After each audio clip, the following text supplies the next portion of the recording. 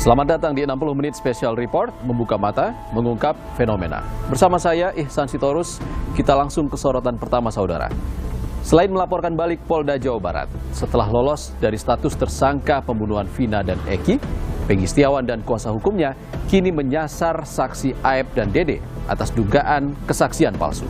Di balik semua kejanggalan, ada nama ayah korban Eki, Ibtu Rudiana, yang kini jadi sorotan. Menurut Hakim, penetapan DPO atas nama pemohon yang terjadi dalam rentang waktu antara tahun 2016 sampai tahun 2024 tidak sah menurut hukum. Peggy Setiawan resmi bebas. Usai Pengadilan Negeri Bandung kabulkan permohonan pra-peradilan atas penetapan tersangka pembunuhan Vina dan Eki di Cirebon.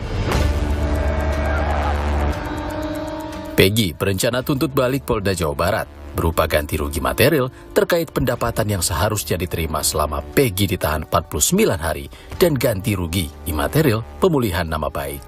Ditangkapnya Peggy Setiawan ini kan penyidik dalam jawabannya di pra-peradilan itu kan hasil pemeriksaan psikologis ya forensik bahwa Peggy ini berbohong ya, kemudian cenderung melakukan tindak pidana kan, pokoknya hal-hal negatif itu disampaikan lah ya, memantaskan agar Peggy ini pembunuh kan gitu. Nah ini kan merugikan Peggy ya, merasa malu baik Peggy maupun keluarganya merasa malu ya dituduh seperti itu.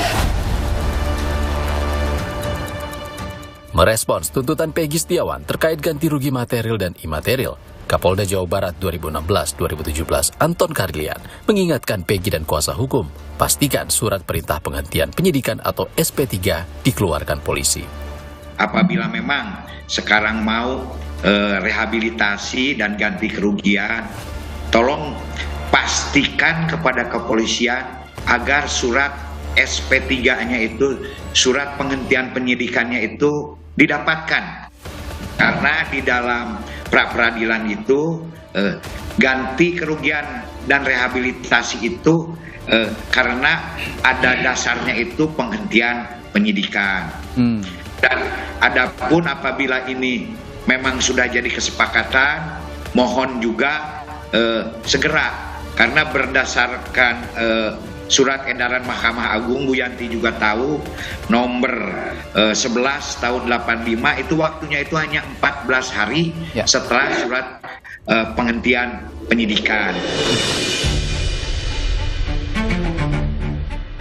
Putusan pra-peradilan Peggy Setiawan bukan babak akhir menguak kasus pembunuhan Vina dan Eki. Teka-teki otak pembunuhan dua sejoli itu masih jadi misteri. Pasalnya, Aep, sosok yang disebut saksi kunci, mendadak hilang bak ditelan bumi. Sebelumnya, Aep bersaksi Peggy Setiawan adalah Peggy Perong yang berada di lokasi kejadian pembunuhan Vina dan Eki. Bahkan, kesaksian Aep tertulis dalam berkas salinan putusan tahun 2017 silam. Itu anak itu ya namanya bocah itu kan di mana aja, buktinya kan tentu terjadi di Cirebon ya, karena namanya usaha di mana aja mungkin gitu. Jadi ya sekarang kejadian begini ya nggak tahu, jadi nggak ngerti, mah nggak paham.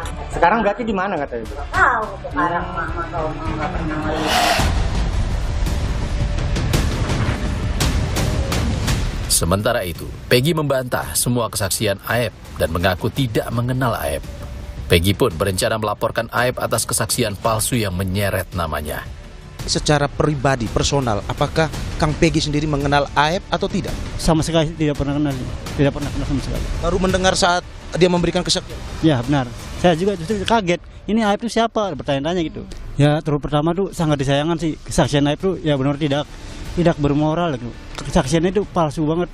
Secara misalkan dia mengatakan bahwa saya melihat di mana kejadian itu ada saya. Nah itu logikanya di mana loh? Soalnya saya kan lagi kerja di Bandung. Kami tim kuasa hukum sepakat untuk membuat laporan terhadap Aep karena memberikan keterangan palsu. Karena kasihan juga 5 narapidana itu kan karena kesaksian Aep juga. Jadi kita mungkin akan mengajukan laporan untuk Aep. Sementara itu, tim kuasa hukum keluarga 7 terpidana kasus pembunuhan Vina dan Eki telah melaporkan Aep dan Dede ke Bareskrim Polri atas dugaan kesaksian dan keterangan palsu yang menyebabkan kliennya menjadi tersangka.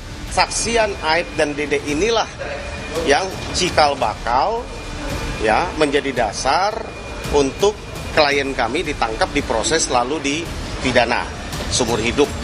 7 diantaranya masih mendekam di penjara. Patut diduga tidak benar. Maka kita uji kan gitu kan, membawa ke bukti-bukti ini kita akan laporkan kepada teman-teman di Barreskrim.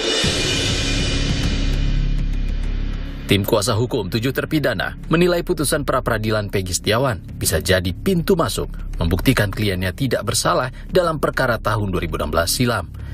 Kuasa hukum pun berencana ajukan peninjauan kembali. Putusan pra-peradilan hari ini terhadap Peggy Setiawan. Anak-anak terpidana di dalam ini semakin dia semangat, semakin dia yakin bahwa mereka tidak pernah melakukan apa yang dituduhkan kepada mereka itu. Sejumlah pihak turut pertanyakan awal penyidikan kasus pembunuhan Vina dan Eki 8 tahun silam. Kabareskrim 2018-2019, Komjen Purnawirawan Arief Sulistianto menyatakan penyidik harus cermat dan mempelajari kembali berkas perkara terpidana. Maka penyidik harus mengkaji, mencermati, mempelajari kembali berkas-berkas perkara dari pelaku yang sudah dihukum. Apa yang ada? Nah, yang ketiga adalah melakukan audit investigasi secara utuh terhadap proses yang terjadi dari tahun 2016 sampai dengan saat ini. Siapa penyidiknya yang dulu? Sehingga di sini nanti Mabes Polri atau Barreskrim Polri sebagai pembina fungsi akan bisa mengetahui di mana letak kelemahannya. Apakah kelemahannya itu dari penyidikan awalnya yang tidak benar, atau dari awalnya sudah benar, tapi penyidikan lanjutnya tidak benar. Ini untuk bahan evaluasi dan pembenahan. Jangan sampai masalah seperti ini terulang kembali. Sementara, Kabareskrim 2008-2009, Komjen Purnawirawan Susno Duaji menyoroti kesaksian Aep yang harus dibuktikan kebenarannya oleh penyidik Polda Jawa Barat. Jika Aep terbukti beri keterangan palsu, bisa disangka sebagai pelaku yang diduga berada di lokasi dan mengetahui detail peristiwa pembunuhan Vina dan Eki. Terpidana yang sekarang mendekam di dalam penjara, termasuk yang sudah keluar Sakatatal, itu keluar dari mulut Rudiana. Saya udah baca berkasnya. Dari mana Rudiana tahu? Itu dari Aep. Nah, dari mana Aep tahu? Jelas kalau Aep berbohong. Aep ada 2 kemungkinan. 1, dia berbohong. 2, dia pelaku. Masa dia tahu persis? Kalau tahu persis berarti dia ada di lokasi dan bersama-sama dengan kelompok yang melakukan kejahatan itu. Di tengah kejanggalan kasus pembunuhan Vina dan Eki, keluarga Vina berharap ayah Eki, Ibtu Rudiana, mengungkap secara terang ke publik agar peristiwa yang menewaskan sang anak segera terkuak. Ibunda Vina, Sukaisi, merasa ada yang sedang ditutupi Rudiana terkait kasus pembunuhan Vina dan Eki. Menginginkan ketemu biar persoalan ini terang benderang. Soalnya saya sebagai keluarga ada kemungkinan ya itu masih ada yang ditutup-tutupin oleh Pak Rudiana. Saya janggal aja gitu. Ya anehnya kan kita kan sama-sama korban. Tapi kok yang berasa kayak kehilangan itu dari pihak keluarga kami aja. Komisi 3 DPR RI meminta Polri menginvestigasi dan mengevaluasi penyidik Polda Jawa Barat untuk menjaga profesionalitas dan citra kepolisian di mata publik. Komisi 3 meminta jajaran kepolisian untuk melakukan investigasi terhadap persoalan maladministrasi ataupun apa istilahnya dalam penegakan hukum di kasus ini. Silahkan apakah Irwasum ataukah Propamnya yang turun. Kenapa sampai terjadi penetapan tersangka dibatalkan oleh pengadilan? Apakah dalam penetapan tersangka itu tergesa-gesa ataupun dipaksakan sehingga menyebabkan keputusan yang tidak benar? Jadi kami akan mendorong itu untuk menjaga profesionalitas Polri. Usai terbukti salah tangkap, kini kinerja Polri kian disorot.